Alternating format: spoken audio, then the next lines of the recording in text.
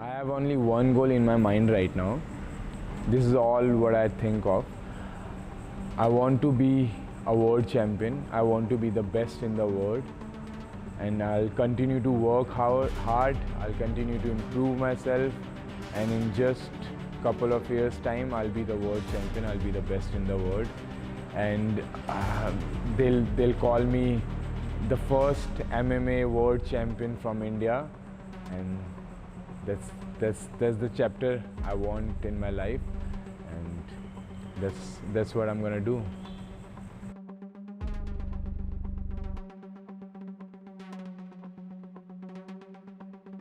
Anshul Jubli waltzed into our room one day talking about wanting to upgrade his striking, and then he jumped into one of my fighters classes, and so I taught the class, and then he came after the class and he's just like, man, you are the best striking coach that I've ever worked with, which, you know, some people say his levels must be really low in order to say that about me. But, you know, I had a guy that come in and said, you know, I like your style of coaching.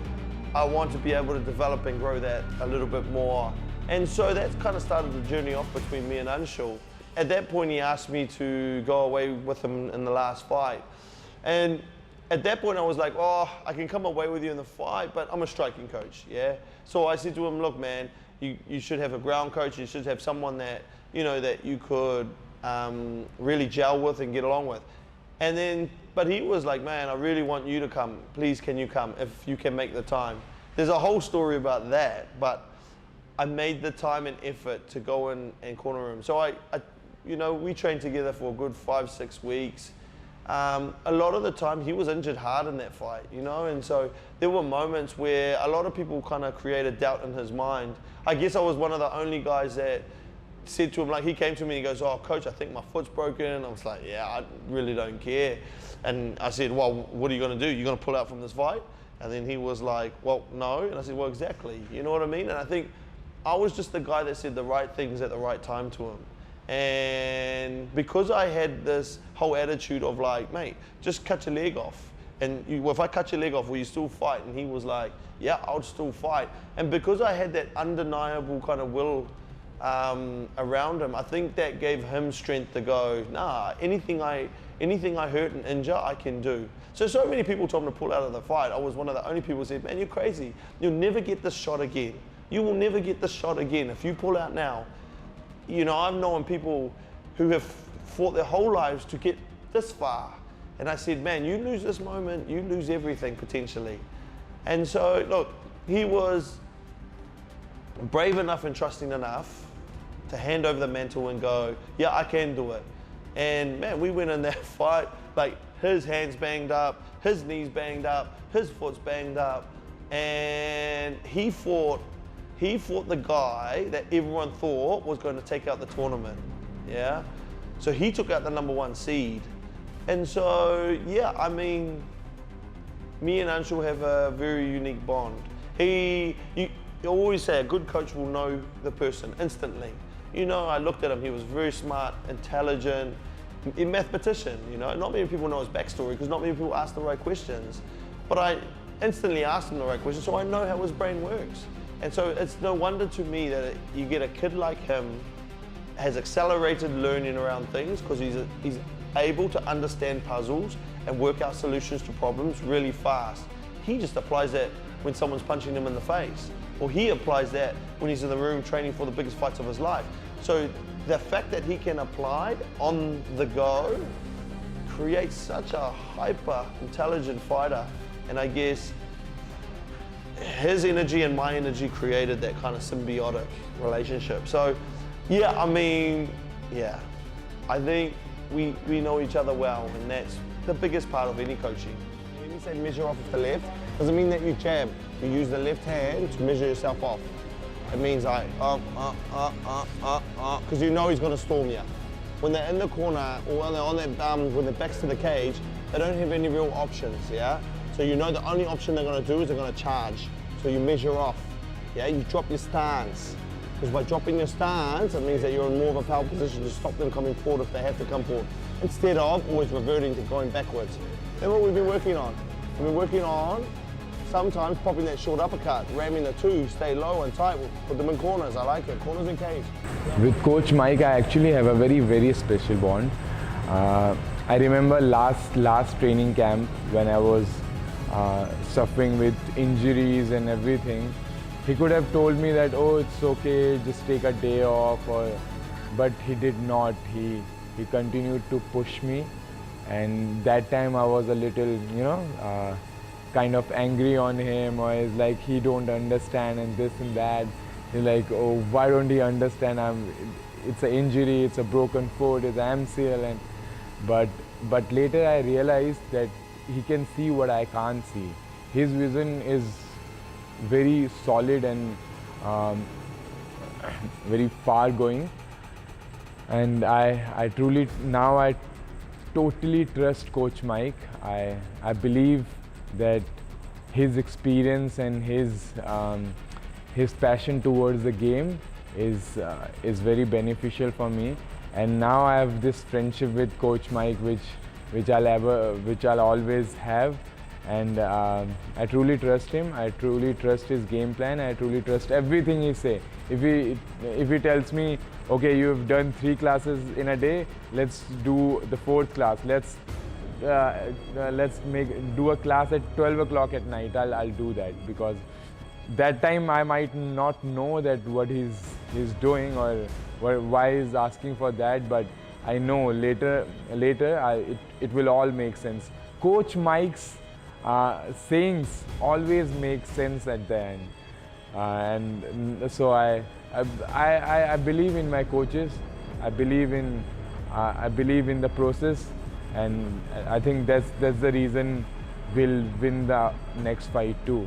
We'll win the next fight with the vision, with the trust, and with the belief, and with our team effort. Anshul is a really smart fighter, very technical guy. As a person, he's a great person, helps a lot of his nation, people from India.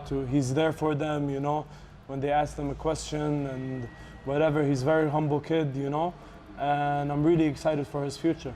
His presence here is a very good, inspirational story for our young athlete. When you see him, it makes you believe that nothing is impossible, Maybe it is something that is unplanned, but if it's meant to be, and you put in the work, it's possible. Because whoever thought that, let's say a young guy, like a young kid from a village, a very small village in India, who just happened to learn MMA because he wanted to get into a police or the army, suddenly he make it all the way to UFC. So it's a very inspiring story for our young athlete to believe that if you just keep working, anything is actually possible. Honestly, I don't feel any pressure. I think I'm made for this. I actually believe I'm made for this thing, this fame and all the eyeballs on me and everything. People are expecting so much from me, expected. I'm ready for it. But I do feel the responsibility. When the last fight, one friend of mine called me and said, "It's all depends on you. If you'll win this fight, Indian MMA will be thankful towards you always." And I felt so good. I started feeling like if I continue to achieve what I want to achieve, there will be a legacy. And I'm excited for that. This legacy thing excited me a lot, that history books will remember your name and everything. So yeah, I'm pretty excited. I want to be a good role model. I don't want to mess up this.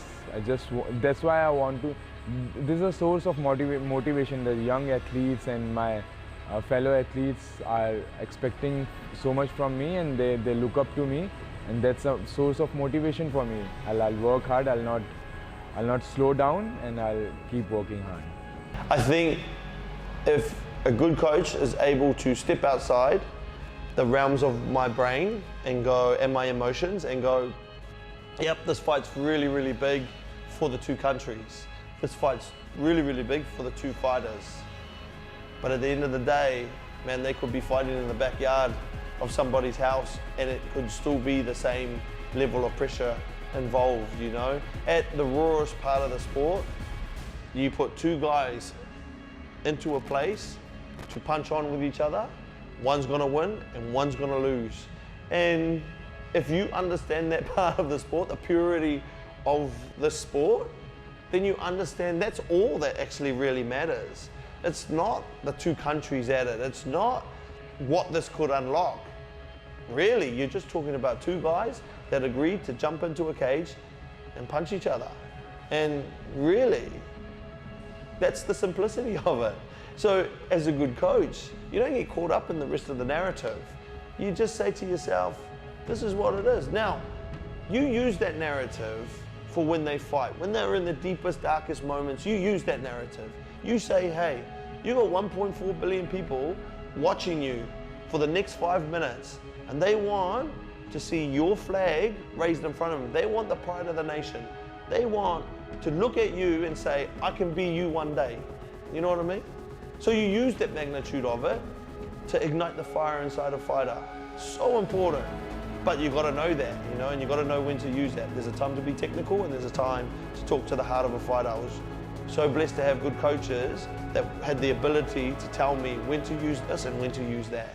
So, yeah, it's simple, man. Two people are going to go in there. One's going to win. I'm going to do everything I can in my power to help our guy win, you know? And then hopefully at the end of that, he waves that Indian flag high for his people, you know, for all the generations of Indian fighters that have ever tried to make it somewhere. He gets that shot. And, you know, we at SOMA, we're lucky just to take that journey with him. That little short piece of history, man, we'll do that together. So, yeah, man, you ask me what the vision of this place is, moments like this. Jeka Saragih, I think, is a very good fighter. He also have been so far in this sport, in this journey, like me. That's why I respect him so much. The country like India and Indonesia, where the MMA is not that big. If you're in the final of Road to UFC like tournament, where all the best fighters of Asia are competing, where China is in it, Japan and Korea, where the MMA is so big. See, Korea and China and Japan, MMA is very, very big. And both of us beat those guys and we are in the final. Who would have thought an Indian guy and an Indonesian guy would be in the finals of Road to UFC? And I wish him all the best, but I don't think he's my level. His skills are not that level. There's nothing happening in that fight that he's gonna win. I'll win this fight. I'll win this fight with a very dominating fashion.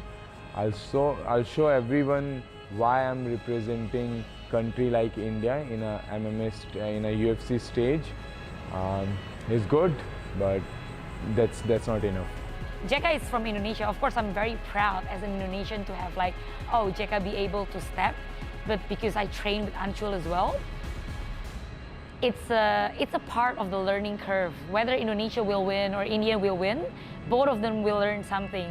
And even though I'm Indonesian, for me, like, let's say, okay, of course, I wish Anshul wins, but then let's say if Anshul wins, it's a great learning curve for Jeka as well.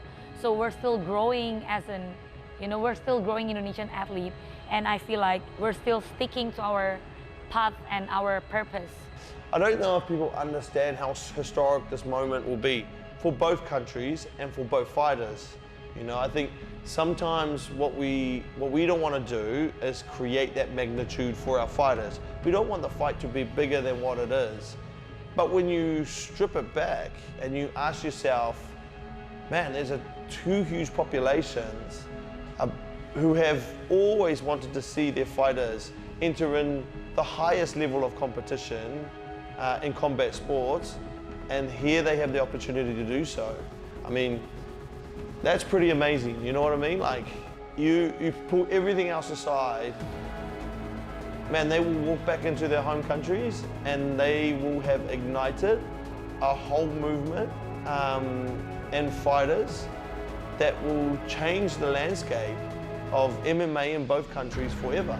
Like, this is the moment. This is the moment that changes the world of MMA, you know? And if you can understand and grasp that magnitude, then you could get caught with all the hype. But for me, I think it's about looking at the beauty of that and saying, it's about time that these nations had a crack at the top in the world. And man, and while they both meet, they both will open doors that I don't think anyone truly understands. Or I think people do understand and are kind of excited for. I have only one goal in my mind right now. This is all what I think of.